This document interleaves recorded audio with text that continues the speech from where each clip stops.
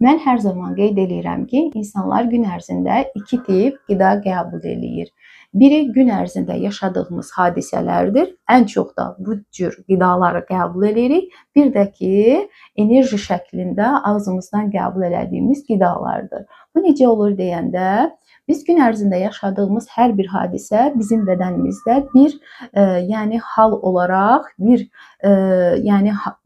ötüb keçmir də, yəni o bizim bədənimizdə xoş hadisə yaşayanda hücrələrimiz yenilənir.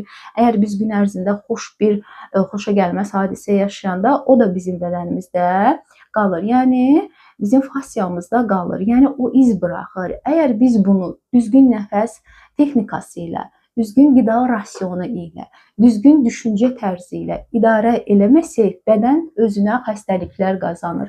Bədənin xəstəliklərlə mübarizə aparması üçün isə birinci növbədə qidalanma planı şərtdir.